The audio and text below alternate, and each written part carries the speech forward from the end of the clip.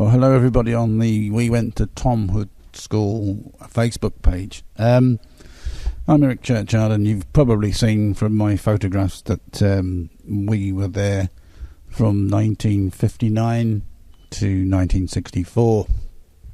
And then we had the reunion in 2001 and also in 2002 and 2004. I was also interviewed sometime afterwards, I think it was the 31st of October 2011 on Radio London, and I've managed to find the recording, so I guess you'd like to hear it. If anybody wants to get hold of me, my email is eric@bluespiro.com. That's ERIC@BLUESPIRO, bluespiro.com. Anyway, here's the recording.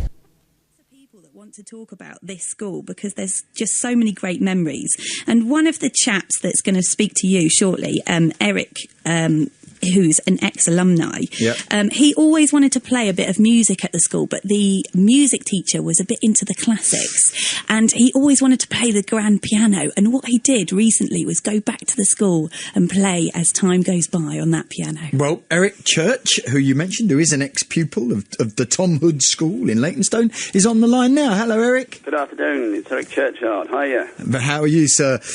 How long ago were you a Tom Hood boy? Right, I started there in 1959 and was there till 1964. And happy memories? Yeah, pretty much. I mean, just a couple of things you pointed out. It was a mixed school, although in those days the girls' playground and the boys' playground were separate. How high was the fence? The fence was pretty high, and there was a little bit round the side that you could go and have a quiet chat with whoever it was you fancied. It was round by where they used to keep the dustbin. So did you have a boys' entrance and a girls' entrance? Yes, was it one of those? The boys' entrance was in, I think, Courtney Road, and Cobbled Road used to run right past the school, which is where they've extended the school now, the new building to the what I call the girls' side. In fact, there's quite a few photographs on Ray Crowther's website if people want to go and have a look at that shows that I took when we came there in 2001, and that's when I went into the hall to play the grand piano, which I always wanted to play. But after all those years? Oh, yeah, well, it was...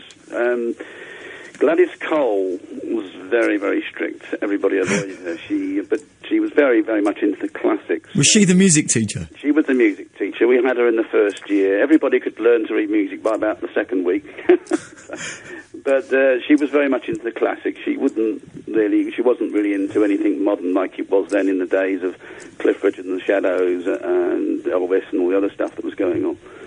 Now, was it a secondary modern back in those days? Well, it was actually called a Tom Hood Commercial School. What does that mean? Well, it specialised in teaching accountancy and things to do with commercial activities. I mean, we did bookkeeping and accounts. Wow. Separate subjects. Was that unusual at the time? Well, possibly, yes. I mean, when I went there, I suppose, because I was sort of a techie guy, shall we say, I wasn't really into sport, although the school was heavily into sport.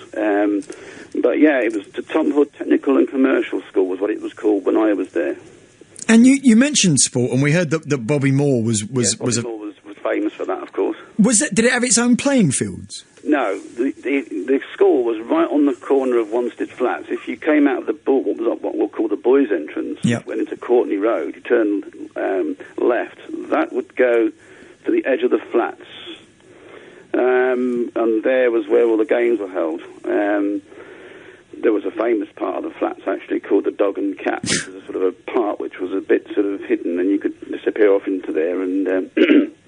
with the girls maybe from over the fence? Well, there's various bits again on Ray Crowther's website which will detail what the girls got up to. Apparently they went off there and had a few beers. It was... the games were held on Wanstead Flats, so that was where we did cross-country running, all the usual sports like javelin and so on. What about uniform? We've heard that the uniform has changed recently. Was it strict back in your day? Oh, the uniform. Now, when we went to the school, first of all, that was in 1959, but we actually went earlier, somewhere about June, I guess, and we all went into the hall to meet Gladys and Percy Claydon, who was the headmaster, and one of the reasons for going there was to be measured up for the uniform, which was supplied by Harrods. Wow. Yeah, Harrods, believe it or not. And that uniform was a grey blazer with a sort of red badge on it, as much as I can remember. So it was pretty drab, to be quite honest. And it was mandatory to wear your hat out of school. And if you was that a cap? Cap, yeah, you had to wear a cap. And if you were seen not wearing it, well, actually got a cane for that. Really? Yes. So, although it wasn't a grammar school, it seems to have been quite a strict kind of. Well, yeah. I mean, originally it was a 3-storey building. It's been added to now, but yes, it was, as you've mentioned, it was very Victorian. The classes were quite tall, so it was quite sort of, austere when you went. Quite old school. Yeah, and Gladys Cole and another guy, Mr. Flowerdew, sort of run that school fairly strictly. Percy Clayton, he was called Perspex, because he wore spectacles. He was a nice bloke, but I don't think he was the man in charge. I think the real person in charge was Gladys Cole and Flowerdew, Mr. Flowerdew, Fluff as we called him. Do you ever meet up with any people who went to school with you? Does it have an old boys association or anything? No, we went back in 2001 and again in 2002, and then there was a 40th reunion in 2004. And the only other time that I actually went back there was when I got my university degree in 1973. So I actually went back there, sort of saying, hey guys, look, I've done it now, I've got my degree at last. And that was the only other time that I actually met any teachers that I knew. And do you still, if you were to go to the school now, would you still recognise it? Yes. I mean, the original building is still there. In fact, I took some, if you look again on the website, I took some photographs of the boys' entrance, trying to see where all the initials were carved, because we used to carve our initials on the bricks. And, so that part of the school is still original. I mean, some of it's changed. The classrooms are used for different purposes. Sure. There was a building opposite the other side of the boys' playground, which was for metalwork and woodwork. That building still exists, and I think it's used for drama now. But, I mean, that was an amazing building. I mean, the metalwork had a coke-fired forge there, which we had to light with gas torches, and there was lots of lathes and stuff in there, stuff that really, bearing in mind today's health and safety regulations, wouldn't probably be a definite no-no now. And was there any other local schools that you were kind of in competition with? There was always the school up the road who either you beat up or they beat you up. No, I wouldn't say that, no. To be honest, I can't honestly think of any other schools that were local to us, because it was the top end of Canhall Road, as you mentioned, the junction of Canhall and Cobble Road. Right. And I honestly can't think of any other schools that I got into contact with. But then, bearing in mind, I lived in Chapel Heath, so that's about 12 miles back out of London, so I was only there during the daytime, so I didn't really have any contact with people out of school, in terms of finding other schools. So, Eric, tell us about the website again. The website. Right, well, Ray Crowther was one of the notable pupils there. Has got a website called, it's tomhood.ray-crowther.me.uk.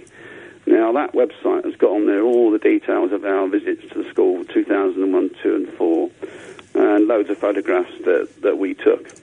And apparently it's been posted up on my Facebook page by Hayley, so that people can take a look at it. Probably, yes. Must admit, I haven't looked at the Facebook side of it yet, but yes, we took a lot of photographs there when we came down. Eric, absolute pleasure to talk to you, sir. That was Eric Churchyard, who was an ex-pupil of Tom Hood, as was, and so was Robert Leversuch, who actually was the listener who suggested. Well, there it is. That was the interview with Radio London on the 31st of October 2011. I hope it's possibly brought back some memories for you guys. If you want to get in hold of me, as I said, my email is eric@bluespyro.com. So, hope you enjoyed it. Look forward to hearing from you.